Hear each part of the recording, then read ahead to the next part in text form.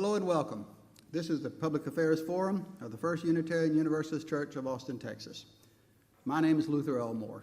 These Public Affairs Forum have been held in this church since 1954, the year we incorporated.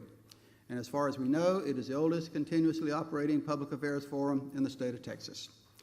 These forums are held most Sundays here at the church site, 4700 Grover Avenue in North Central Austin. We invite you to join us so you can not only hear our speakers, but also so that you can ask them questions of your own. Information about that is listed on our church website, austinuu.org. Since 1954, as we've been holding these forums, we conduct them in an effort to fulfill the missions of this church, to inspire individuals and propel them to action. Today, we're honored to have a church member as one of our speakers, and to introduce our speaker is one of our long-serving members of the Forum Committee, Bonnie Gardner. Bonnie? Good morning, everybody. Thank you for coming. I'm proud and honored to introduce State Representative Donna Howard, who's going to give us an insider's perspective on what happened in the state legislature. She's definitely an insider. She's been in office since 2006, serving District 48, and she's really entitled to that position because she was born in and grew up in Austin, went to Reagan High, got a degree in nursing from UT and a master's in health education there. She's worked herself as a critical care nurse, and that's one of the reasons she knows so much about health care. And she was one of the first hospital-based patient educators in Austin. And she got the Seton Good Health School off the ground. That's a very important organization. She was president of the Texas Nurses Association District 5. She taught health education at UT. She's also been a very strong advocate for public education in Texas. She was on the Eanes School Board and is a master trustee certified by the Texas Association of School Boards.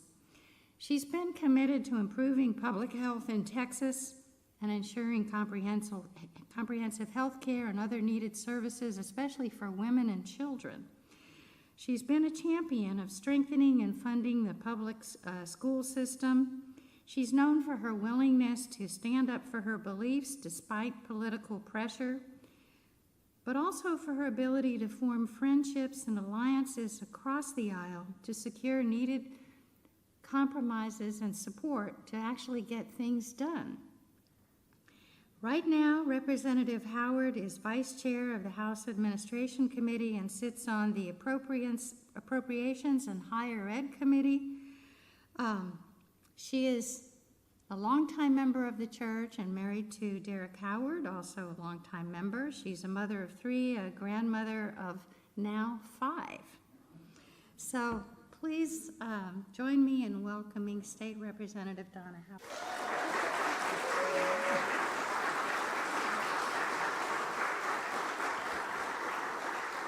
Well, thank y'all for being here. It's very comforting to be here in my own church home, though I haven't been able to attend of late for a variety of reasons over the past year, really, with everything that's been going on. But it's good to be back and be here with you good people. And I'd like to spend today talking some, from my perspective, about what happened in the most recent legislative session, which ended just a little less than 2 weeks ago. So we are still in the process in my office of determining what actually happened and getting an idea of where we are and where we need to be going. It's very interesting because we come and we pass laws at the legislature, and then we come back and realize, oh my gosh, did we do that? And then there's unintended consequences and tweaks that need to be made as you already start preparing for the next legislative session. But let me go ahead and spend a little time talking about this one. It was a very different session than what we've had in recent years. My office has the habit of creating a hashtag for at least the past 3 sessions where we define, from our perspective, what we think this session represented. So 2 sessions ago, we ended up having some surplus funding but we did not make the decision to actually invest in things like public education and health. There were some opportunities we had that we didn't take advantage of. So we labeled that one hashtag missed opportunities, misplaced priorities. Then we came back last session, not the one we just had, but the previous session. That was the session that we spent almost the entire time talking about bathrooms and who could go where. Yes, oh my gosh is right. Instead of dealing with the issues that you have sent us there to deal with, and we have many issues to be dealing with in terms of looking at how do we invest in an educated workforce pipeline? How do we make sure that people have the health care they need so that they can be productive citizens? Those kinds of things. And instead, we took up the bulk of our time with this distraction, which was, of course, a solution in search of a problem. It was very ideologically, politically driven. And so we ultimately did not have a bathroom bill pass in the last session. So our hashtag for that is hashtag could have been worse. So that brings us to the current session that we just had, which was very different for a lot of reasons, as I said. One of which was that elections matter. And the elections of 2018 changed the makeup of the legislature and also resulted in some very close elections for some who did get reelected, but made them look at maybe changing their agenda a bit. We did have in the House, where we have 150 members, the previous session we had 95 Republicans and 55 Democrats. This session we had 67 Democrats and 83 Republicans.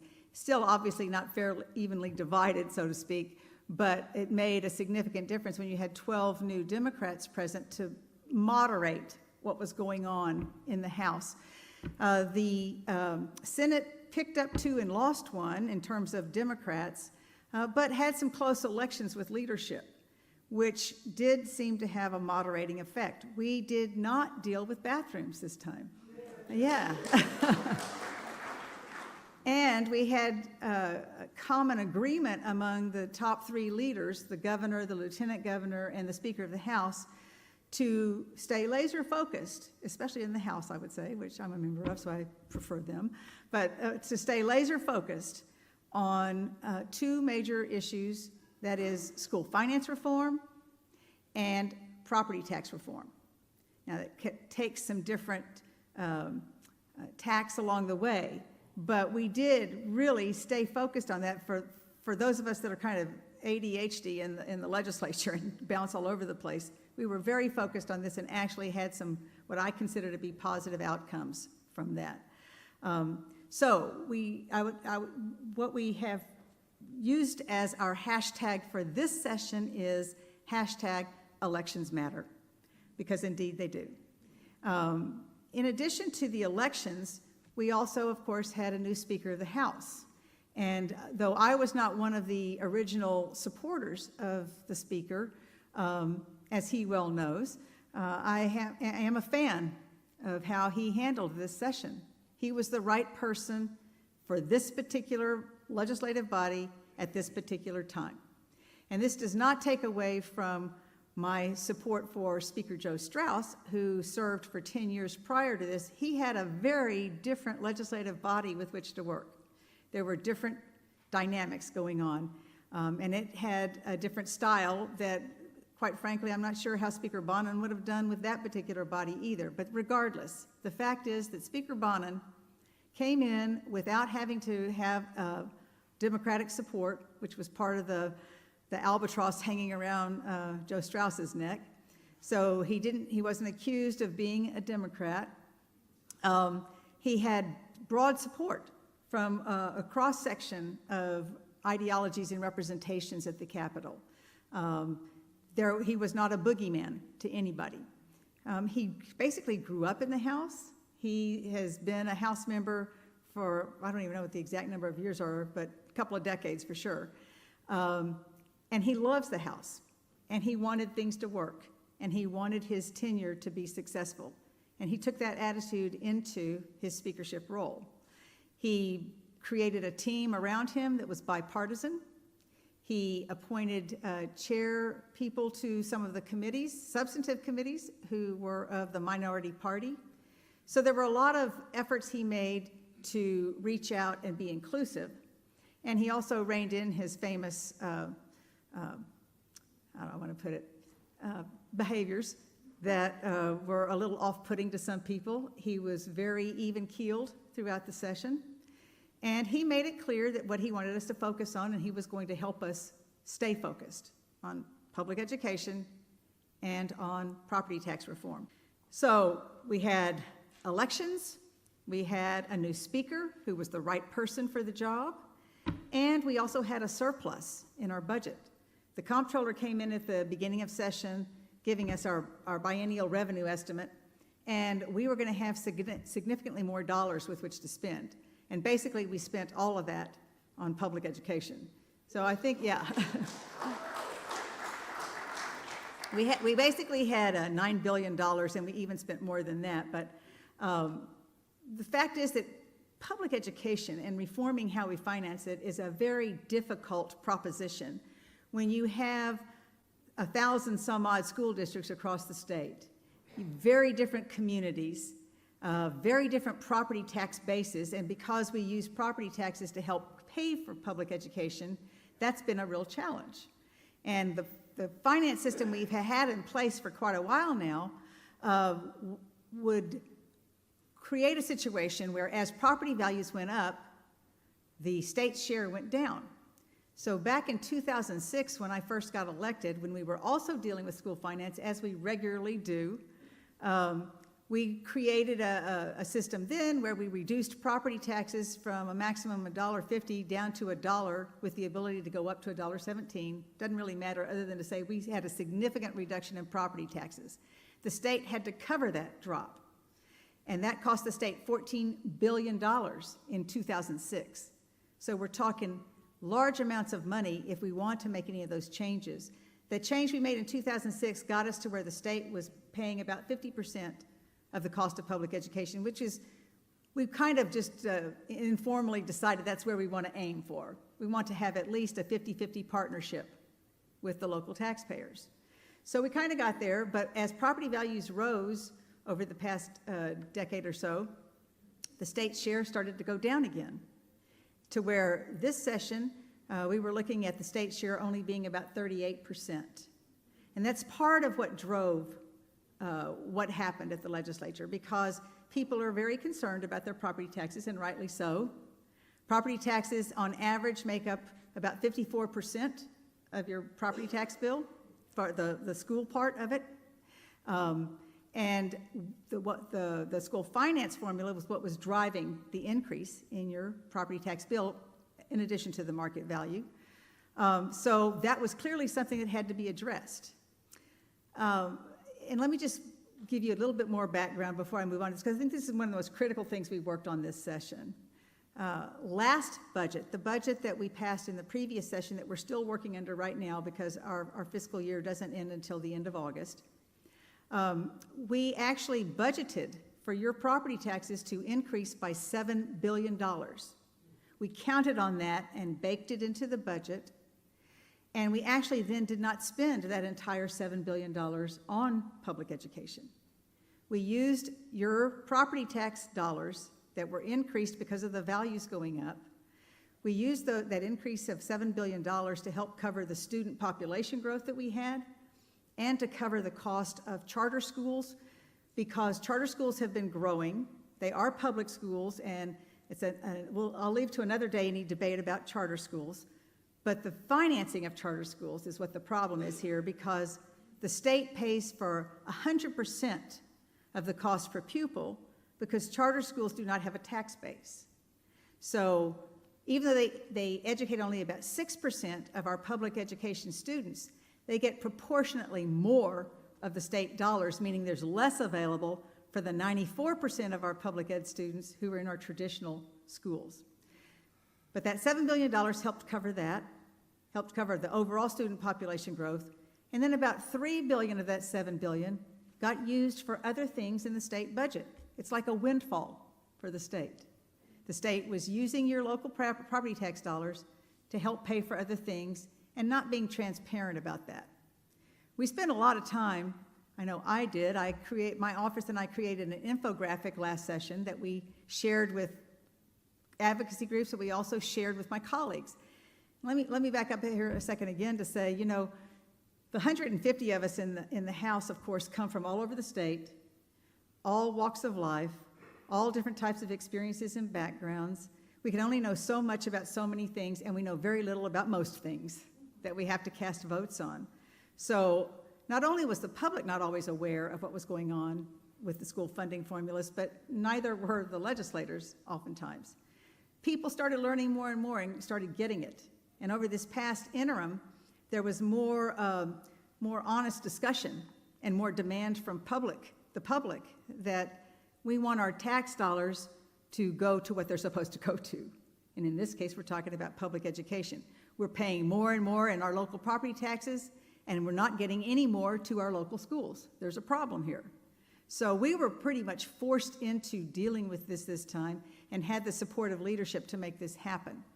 I said I'm from the House. I preferred the House's version. I think we did a pretty good job there. We always have to compromise at the legislature, and there's still a lot of what the House proposed that's in the final bill, HB 3, that was passed, that includes not only some reforms to how we fund our schools, but also into compressing some of the property tax rates so that your property taxes can be lowered a bit. You're probably not going to notice a huge difference in your bill, because as happened in 2006, as the property values go up, you still are going to have a fairly good-sized bill. It just won't be as high as it would have been otherwise.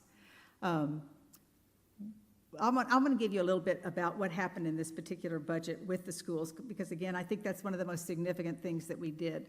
So we ended up appropriating $11.5 billion to public education, partly going to the schools and partly going to property tax reduction and switching the method of finance there. This was very significant in a lot of ways. I mean, I really am pleased. It's a start. It doesn't get us to the end of the game here, but it is a very good start. Having, as I was starting to say a while ago, having 150 legislators come in and come to some kind of an agreement that we can vote on something is a good indication that we got most of the compromises worked out to some extent, because you got rural and suburban and urban and Republican and Democratic and all the different types of districts to say, yes, this is going to make it better for us. That's a very hard thing to do. You have to have more money to make that happen, which we did have. So some of the things that were a part of the school finance, there's an additional $2 billion directed towards teacher compensation, which means raises for our teachers, nurses, counselors, and librarians. There's supposed to be an emphasis on those who have more than 5 years of experience. There's also some additional money that can be used to help pay for some increases for other staff at the schools, but it's left up to the local school boards to determine how they're going to do that, rather than the state dictating it. This is one of the biggest parts that we were supportive of. Full-day pre-K for eligible students is finally going to be a part of the school funding formula, and that is huge. We've been working on that session after session. It was perceived at one time as being a Democrat with the big D, Democrat platform. It's become now, all of a sudden, more acceptable on a bipartisan level, as businesses have weighed in for several years now on how important it is for an educated workforce pipeline that we have the basics, that we make sure that children come into our schools ready to learn.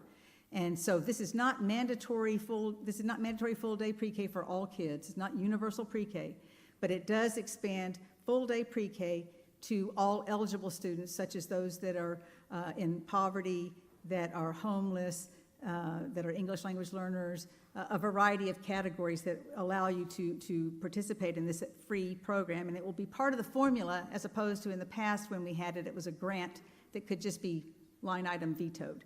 So now it'll be part of the formula, will go on in perpetuity, supposedly. We also had increased funding for poverty, recognizing that 60% of the students in this state are low income. 60% of the students in this state are low income. And what was also recognized is that when you have concentrations of poverty, you have more issues than when you have scattered poverty, if you will. Not to say that there aren't issues there too, but what was done that I think is significant and that is based on research is that the weight of increased funding that you get for poverty increases with the concentration of poverty in the community. So those that have significantly more poverty will have more dollars with which to work. There was also more money put in for special education. And what it also did, though, that is important is by reducing property taxes again to a certain extent and replacing those with state dollars, the state share is going up from 38% to 45%. So it's taking us in the right direction with the dollars that we had at hand. There are some issues, though, around this. Part of what was put into the bill to appease those who wanted to place caps on local jurisdictions and what revenue they could raise, there was a cap put into this bill that caps our local school districts at 2.5% revenue growth. That's not realistic given the growth in a lot of our communities. It's also not realistic if you think about the fact that if we're going to maintain the formula and make sure all the money's there, if we're going to cap and bring down your local property taxes, we've got to replace that money with something else. And therein lies the rub. What is that something else? We have over and over again tied our hands behind our backs at the legislature about what our options might be. Clearly, we don't have an income tax in this state, and there are many who believe that we should never have an income tax in this state. Don't even want it on the table to be discussed. I don't even want you to get the chance to decide if that's what you want. So we currently have a constitutional amendment that says we, the gatekeepers at the legislature, could determine that you have an opportunity to vote. We can't create an income tax. All we could do is send you something to vote on that says we will vote on whether or not we want an income tax. And, oh, by the way, it also says if you, the voters, decided you wanted an income tax, 2/3 of it would have to go to property tax reduction and 1/3 would have to go to education, which is exactly the kind of stuff we've been talking about. That's currently in our Constitution. But we now have a new constitutional amendment that you're going to get the chance to vote on this November that says, well, even though we have that amendment, that constitutional amendment that says that you have to decide if we're going to have an income tax, we're now making it so that, no, you can't decide that at all because we're never, ever, ever, ever, ever, ever going to have an income tax, and you can't even make us have one. So this new constitutional amendment that you're going to vote on in November says, Texas, thou shalt not ever have an income tax. Very redundant, but really sealing the deal too, the nail in the coffin on that. That's what you're going to be asked to vote on. Again, not debating income tax right now, but that will be off the table even more than it currently is, if that passes. In 2006, one of the things we put in place to bring more state revenue in to cover the property tax reduction of that time was a revised franchise tax on businesses. We had a big blue ribbon committee. John Sharp headed it up. Rick Perry appointed it, 24 different business industries. They came together and decided, okay, we will expand it expand the base at a lower rate, and it can grow with the economy, and that will help us cover this. Well, from the get-go, it was never turned out to be a very popular tax, and we've had session after session where we have whittled away at that tax to where now there are those that are proposing to outright get rid of it, okay? So that was used to help us get state revenue in 2006, 2007, and we're now looking at taking that off the table, at least substantially reducing it. So that leaves us with property taxes, which we just tried to reduce, and sales taxes, which are some of the highest in the nation, disproportionately affect those that are least able to pay. And yet, even that being said, the big three this time came out with a big proposal to raise our sales tax by a penny, which of course sounds like nothing, but it starts to add up, especially for those who don't have much. It didn't go over, and it wasn't just because of Democrats backing away from it because of its regressivity. It was also because there were a lot of Republicans who did not want to vote on a tax increase. It was going to be very hard to go back home and say, we lowered your property taxes, we voted lower taxes, but oh yeah, we also voted to raise your taxes. Doesn't play too well. So the big three had to back off of that because it was not going to go anywhere, which meant that that may or may not be off the table in the future. It certainly was off the table in this session. What does that leave us? Where are we going to find the revenue to sustain the public school finance reforms that we just put into place? This is going to be our challenge, and we have to use this interim to have some real, honest discussions with everything we can think of put on the table to figure this out. There's a couple of options. One that's an obvious one that a lot of states are already doing, and we've talked about here and made a little headway this time, and that is legalizing marijuana. Yeah. Yeah, there's some that want that for sure. We did make some headway this time in expanding the medicinal uses. We've been trying to do more with the medical use, the decriminalization, and also looking, from my perspective, at the revenue that's possible here. As more and more states get into this market, though, you can well imagine that that means prices are going to be driven down. So by the time Texas finally does get involved, it may not be as big a revenue producer as some once thought, but that is still a potential option for the future.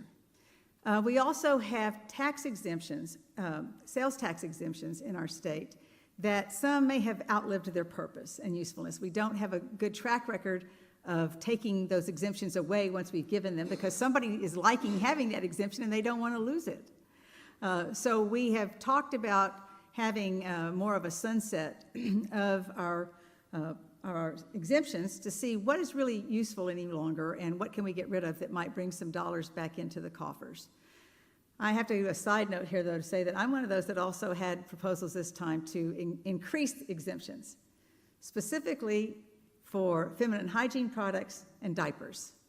And it's shocking to me and to a lot of people that those are not tax exempt when you consider some of the things that are. And many of the states who have sales taxes, some states don't even have a sales tax, but those that do have already put legislation in place to get rid of taxing feminine hygiene products.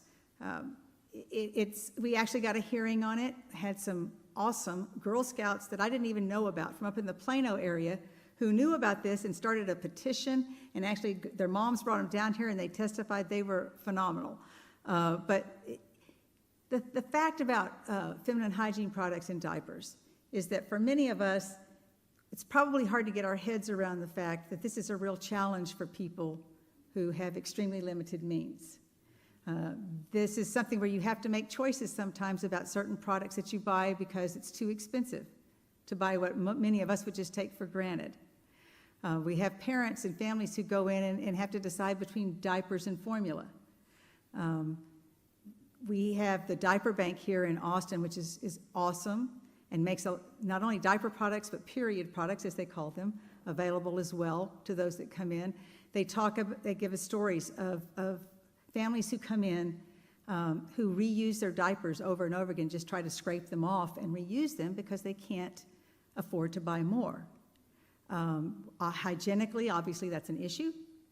But with work, it's an issue because those that are working, the working poor, and have their kids in daycares require that you supply diapers. And if you don't have a supply of diapers, you can't go to work because you can't take your baby to daycare. There's a lot of cyclical domino effects to these things. With feminine hygiene products, I've met with the people in Lanier High School here who are working with the local diaper bank to get supplies. They have, and this has been reported nationally, girls who do not show up at school a couple of days each month because they don't have access to supplies. It is affecting their education. So this was something that I had proposed that we actually add them to be exempt, which does have an impact on the budget. We didn't get a fiscal note on the diapers, but we were told that it would cost the state about $20 million a year to exempt feminine hygiene products. In the greater scheme of things, that's probably not what some would call budget dust over at the Capitol, but it still was a hit on the budget. This time we didn't get anything through that was going to expand exemptions, so that didn't happen. But the points were made. I think there's more awareness over there, and who knows what's going to happen in the future. But I digress. I was just going off on what we had options to us for sustaining what's going on with our public schools. Looking at the exemptions is another option. So we've talked about marijuana, looking at the exemptions. One other that I am in favor of doing more with is looking at our Economic Stabilization Fund, which is our rainy day fund. The comptroller projected, and this is before we just voted to use some of those funds, but the comptroller had projected for this biennium, we were going to have $15 billion in that fund. $15 billion. It's a huge amount of money that's basically sitting in a mattress. It's not even being invested to keep up with inflation. So we've had some legislation to try to take off little chunks of it here and there to do things with. One thing that we do now is, y'all voted on this, I think 2 sessions ago, but where when the oil and gas severance taxes, which fund our rainy day fund, when they come in, half of the new money goes to the Economic Stabilization Fund, the other half goes to transportation. So that's one of the ways we're helping to fund transportation right now. But even with that Economic Stabilization Fund, that rainy day fund is still growing. So this session, one of the things that I worked on last time and had a bill for, but I actually just helped the person who had it this time, Republican Gio Capriglione from up in the DFW area, which would be this is a proposal that came from the comptroller, take a significant portion of that $15 billion and create a separate fund that would be a corpus to spin off new money, invested at a higher yield, similarly to what we have for our permanent school fund that helps fund public schools, and our university fund that helps to fund UT and A&M. But make dollars off of dollars. You're not taxing anybody. You're not charging anybody a fee. You're actually just being smarter about your investments and using your money to make money. And then use that to help pay for our underfunded, unfunded liabilities, to help pay for our pensions, to help pay for teachers' health care, to help pay for the things that take big chunks out of our general revenue, if and when we choose to actually fund them, and free that money up for other things. So we got some headway on that. We didn't get where we wanted to go. There was a lot of runs. For several sessions now, the so-called Tea Party Freedom Caucus has created this narrative of not being able to touch the rainy day fund for some reason. This session, it was like a run on the rainy day fund. There were all kinds of people coming up with all kinds of proposals for how you could siphon off this to pay for disaster relief, this to pay for dams and water construction stuff, and a variety of things.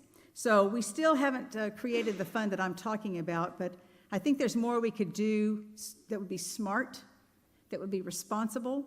I cannot in my wildest dreams imagine how anybody could say what we're doing now is fiscally conservative. It is irresponsible when you're not even keeping up with inflation. So to use some of that to spin off new money, I think is another option we could pursue. I'm offering these just because people usually say to us, okay, you want to be able to spend more, but tell us how you're going to pay for it. And that is really the challenge here. And there are no easy answers, especially when we keep taking things off the table. So this is the real challenge we're going to have, and I'll mention one other challenge we're going to have because it affects me too, and that is any of you in here that are over 65 or disabled and have your property taxes for schools frozen at the point at which you turn 65, as we did at my household. Well, back in the 2006 property tax reduction, we forgot that group, basically, and had to come back later with a constitutional amendment saying to proportionally reduce those people's taxes because you're frozen at a tax amount, not a rate. So whatever you're paying in taxes at the time you're frozen, that's where you're frozen. And if everybody else's gets reduced, yours doesn't get reduced. So we're going to have to figure that one out. There's a couple of legal people who are saying, oh, they think it is covered, but the majority that I'm talking to say it's not. And when I read the language, I don't see where it's covered myself either. Texas Taxpayers and Research Association doesn't see where it's covered either. So that's going to be a challenge too, making sure that we're not disproportionately impacting those of us over 65 or disabled who are getting this exemption, okay? So that's, had your taxes frozen. So that's one of the other things we're looking at. Let me just, I know I'm already running out of time. I keep talking. I'll just real quickly tell you, and I didn't get to talk about anything else, but that this was, what we did in the school finance reform was really good for Austin and for our Central Texas school districts. We increased the basic allotment, which is the place we start with schools, from $5,140 per student to $6,160 per student. That's a big bump to just even start with. And that doesn't even count all the weights and things that you apply. AISD's amount per pupil is going up by $1,216 the first year of the biennium and $1,555 per pupil in the second year of the biennium. That's a lot that they will have to work with. They overall are going to be getting $87 million more the first year of the biennium and $100 million more the second year of the biennium. Recapture, for those of you that pay recapture here in Austin, is going to go down by $200 the first year and over $200 the second year. So because the state's putting more in, the recapture payments are also coming down, and because your property taxes are going to be reduced from $1.08 to $1, you'll be paying less in property taxes and less in recapture. So there are some very specific positive things that are going to be happening here, with more money being able to go into the schools, to our teachers, to our staff, and to our students. I'll real quickly say that there were some things obviously that we didn't take care of in the budget, like health care, right? We did a few things, but one of the biggest things that's been in the news over the past couple of sessions, and particularly the last session, is the appallingly high morbidity and mortality of mothers postpartum here in our state. Though the numbers got changed to show that it wasn't as bad as we originally thought, it's still bad. We're still worse than many other states and than many other countries, with preventable deaths that disproportionately impact our Black mothers. We were all so focused on that. That was something we all supposedly cared about. We have a statewide task force that has been studying this and has come up with recommendations. Number one recommendation was a pretty obvious one: make sure they have coverage, healthcare coverage, that they have access to healthcare. In Texas, because we have not expanded Medicaid, if you're an adult, you do not get Medicaid in our state unless you're elderly, disabled, or pregnant. So when these women become pregnant and get on Medicaid, they have that coverage for up to 2 months after they have the baby, and then they're dropped. The recommendation was, because these morbidity and mortality issues occur up to a year, sometimes beyond, but at least up to the first year postpartum, that we extend Medicaid coverage for at least a year. That did not pass.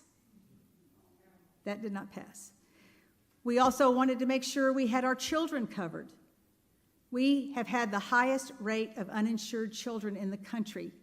It had been going down with the Affordable Care Act and things that were going on that helped, but this last year, it started going back up again. We are the highest, and now we're actually going back up again.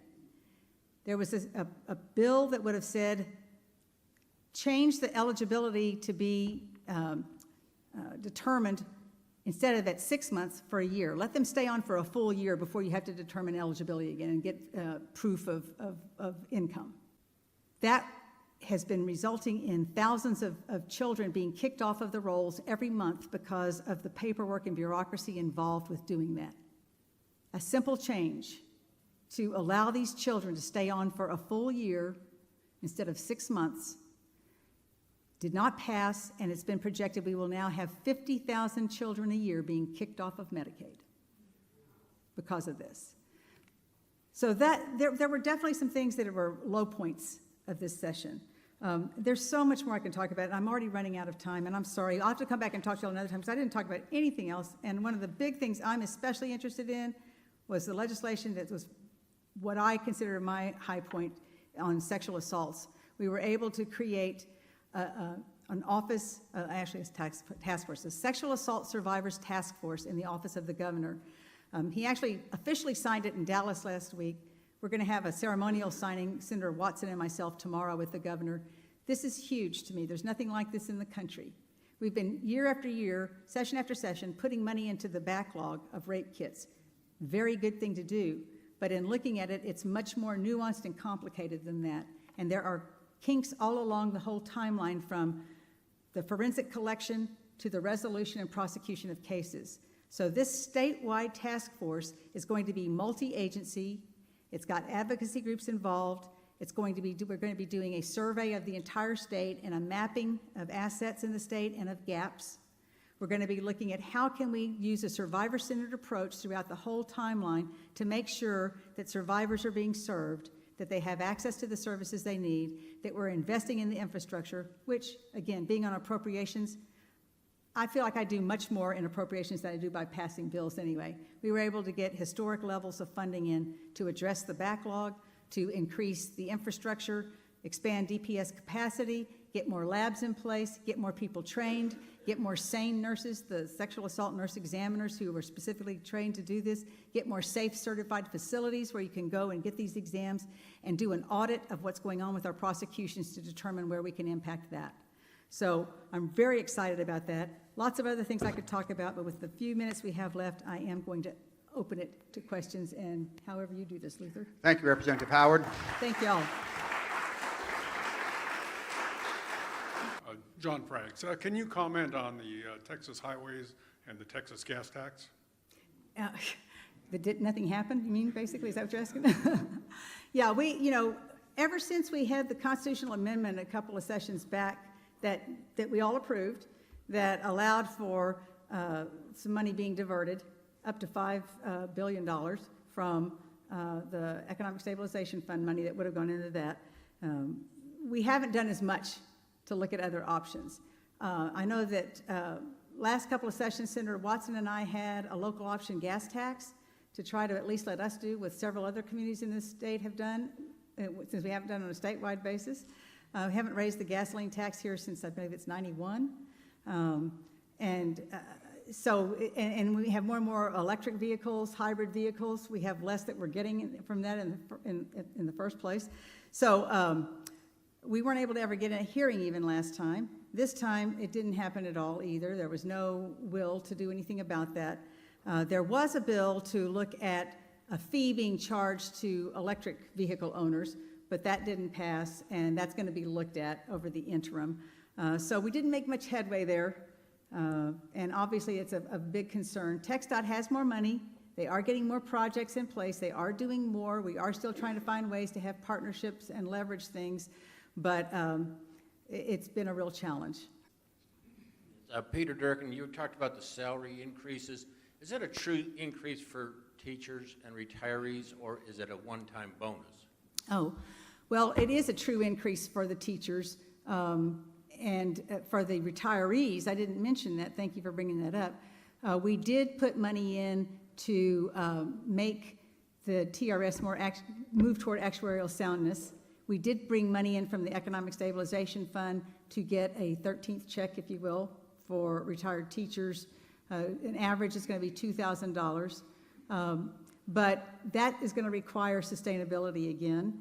And I'll mention any of you here that state employees, the House had money in the budget to move the ERS pension toward actuarial soundness. The Senate didn't want to do that, and it was not in the final product, so we did not do anything to help our own employees, which is really baffling to me that we don't seem to get the concept that at the state legislature, the state employees are our employees that we're supposed to be taking care of.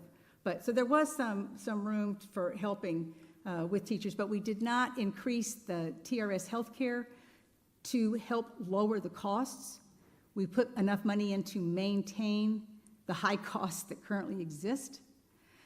So in that sense, maintaining that means that the raise is a true raise to a certain extent, but clearly as costs go up, it's not going to cover as many things as it once did. And the raise is not the $5,000 that Lieutenant Governor Patrick was proposing, which was never attainable. The cost of that was going to take up basically most of the money we were putting into public education. $2,000 is the average check that the retirees will get for their 13th check. And the $2,000, for the teachers, it approaches $2,000, yes. It's approaching that, yes. Jim Bryce, question on that, since we are stuck pretty much with this property tax situation, a major problem is the valuation of properties, because in many cases, those that are extremely expensive residential or commercial properties, the sales prices are hidden in this state, unlike other states. Right. Where are we on revealing those so there is more equitable valuation and taxation of the larger properties? Right. You know, we keep having legislation for sales tax disclosure, and it never gets anywhere.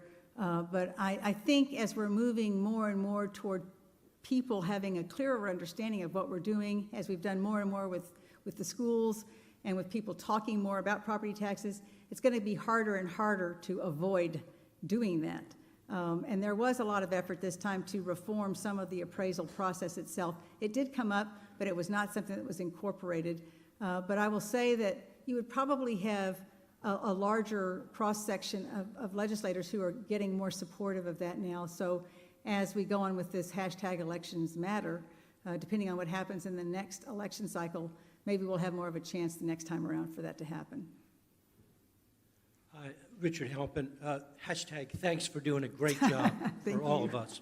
We appreciate it. Representative, there were two bills that I'm profoundly concerned about. One of them is 3557, which passed, which allows protesters to be arrested in felony convictions for standing in front of a pipeline.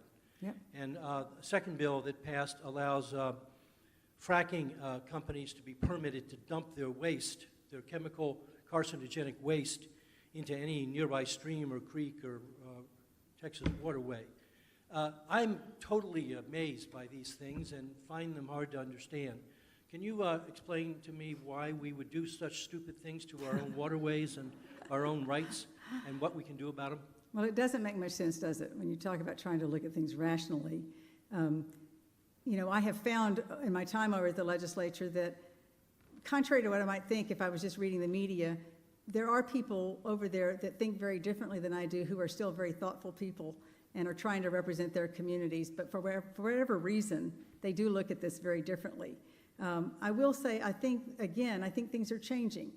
And one of the people that I'm really excited about, one of the new people that got sent over to the legislature close by from Hayes County, Representative Aaron Zwiener, has been really focused on the environmental issues. We haven't had an environmental champion at the legislature for a while now, I would say. We need legislators who understand the issue, which she does, and who are willing to do the homework and willing to do the bills and stand up for things. She was able to prevent a bad piece of legislation at the very end of session that would have been polluting our waterways. She was able to kill that with a point of order. She's the kind of person we need over there to carry this banner and to make sure that we get more focused on these things. You know, you probably heard about the unfortunate addition of the waste, radioactive waste out in West Texas being added to a domestic violence bill. This is an unfortunate thing about session, is at the end in particular, when things are going fast and furiously, you're counting on people to honestly tell you what's going on when they put an amendment up. You're looking at things as fast as you can, but things move quickly, and you make certain assumptions from who the person is or what they say about what's being added. That one got past a lot of us, and now the governor's vetoing it. That's a positive. The fact that Governor Abbott actually is vetoing that, saying he doesn't want Texas to be the dumping ground for radioactive waste, that's a positive. So there are some things, and again, elections matter. It does matter that we get people there who will focus on these issues. You know, clearly there's certain things that I'm focused on, which you know from what I talk about and what I emphasize here. We can only do so many things while we're there in the short term that we have. We need leaders in all these areas that we can depend upon and work together. And I tell you, I will say it again, and Representative Aaron Zwiener is one of those people I think we can depend upon, and we need to get her reelected. I know this is not a campaign place, but we need people like that. I was curious about the current round of Austin bashing kinds of things. Oh. I think paid sick leave survived, but I haven't heard about some of the other kinds of Austin bashing. Yeah, well, we were able, thank you, the local control issue, you know, where it used to be, of course, local control was sacrosanct, and now it's the total opposite, especially when you're talking about Austin. Yeah, so there were a couple of things that did not pass, and then a couple of things that did. There were several dealing with annexation. One passed, several more didn't. And whatever you are on the issue of annexation, the fact is that's a tool that the city needs to be able to manage the services and have the revenue it needs to provide those services. One of the ones that happened that we were extremely disappointed about and worked on had to do with Planned Parenthood. You know, the legislature comes back every session, you think there couldn't be anything more, but they find more to do about abortion. So in this case, it really wasn't even directly about abortion. What we were talking about here is Planned Parenthood on 7th Street provides no abortions. They provide well-woman checks, they provide STD examination screenings, they provide breast cancer screenings, they provide medications, contraceptives. They serve, I think, over 5,200 women in our community, providing thousands and thousands of services. They are able to rent the space they've been in for like $1 a year from the city of Austin because the city of Austin benefits from it. They worked out a contract with them. Well, this was taken on to say, you cannot do that anymore if they have anything to do with abortions. You cannot have that kind of a contractual agreement. The city cannot have an agreement with an affiliate of an abortion provider, meaning Planned Parenthood. They were able to get that bill passed despite our protestations. So the idea would be that even though they don't provide abortions there, this group still wanted to make an ideological stand to say we're going to throw 5,200 women under the bus so that we can say we did something about abortion and get a check off on a scorecard, a political scorecard. That's all that was about. So unfortunately that passed. Fortunately, I think the city of Austin's contract with them may be able to go on for many more years because of this can't preempt that is my understanding. It remains to be seen. But we also had the unfortunate situation of passing the revenue caps on our local cities and counties. It does not apply to our community colleges. It does not apply to our hospital and health districts, but it does apply to the city of Austin, Travis County, that sort of thing, limiting them to 3.5% revenue growth, which is significant when the city of Austin grows at a faster pace than that, and are already looking now with this being put in place of cutting by, I think it's $32 million, their budget, not even looking at the future. So the state, who has nothing to do with those taxes, came in and limited what could be collected and did it in the name of your rising property taxes, which are primarily the result of us on schools. So it was focused on the wrong part of the property taxes, but we're going to have a price to pay here in Austin dealing with that. What happened to the poor plumbers, and will we have a special session? Well, according to Governor Abbott, we will not have a special session because he has the authority to take care of the poor plumbers. And I'll tell you, that was another political thing that happened, obviously, as happens over there. The plumbers themselves did not want their oversight to be moved. Bonnie, you can relate to this with psychologists. Did not want their oversight to be removed from the plumbing oversight group to the large omnibus oversight group. They wanted to have their own special overseer. The Sunset Commission proposed that they be moved into the general licensing and oversight group. They didn't want to do that, so Sinfronia Thompson from Houston had an amendment that would have extended this transition by 2 years. That amendment got on, and that was going to make everything acceptable. It went to the Senate, and they stripped that off, and it came back without Representative Thompson's amendment. And so therefore, the decision was made in support of the plumbers to not support that legislation. So they ended up without anybody to oversee them, but the governor is going to take care of that. So hopefully you don't have to worry about any plumbing needs you have being done by somebody who is licensed and qualified to provide those services. I have become much more involved in the climate change through the Sierra Club, paying a lot of attention to all the science and details, and particularly noting that at the national level, the Republicans seem to be thawing. Mitch McConnell and Cornyn have both said climate change is real. We have to, it's man-made, and we have to do something about it. Is that going to trickle down to Texas? And in fact, it is melting and trickling down here.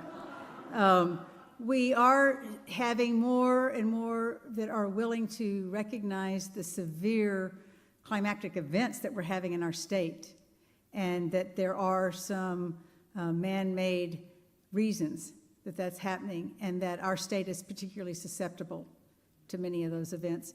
Houston, of course, is the largest port, huge part of our economic engine, not only for our state, but our country.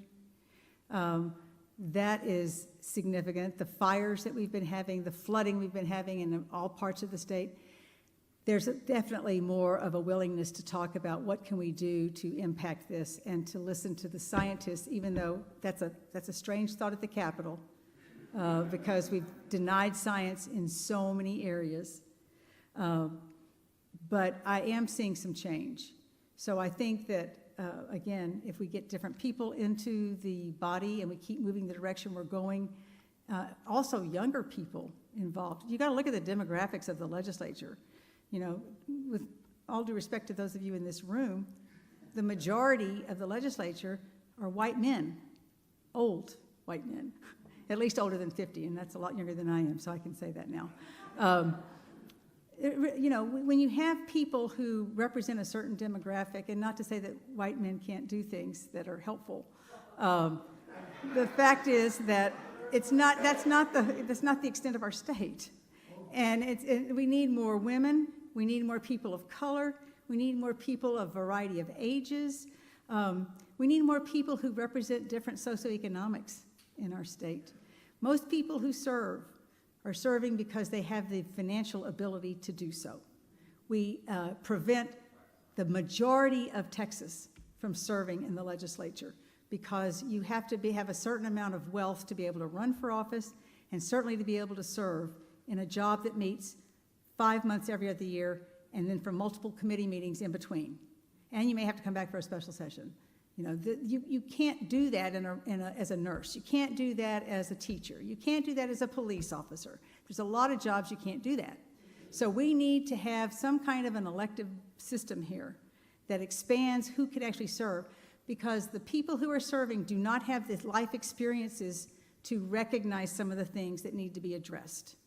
And when we expand that and we get more people in that represent our state as a whole, I think we'll see all kinds of changes happening with the environment, with the climate, with healthcare, with education, with everything, because it will be what affects them and their families, and that's really what we should be there doing, taking care of.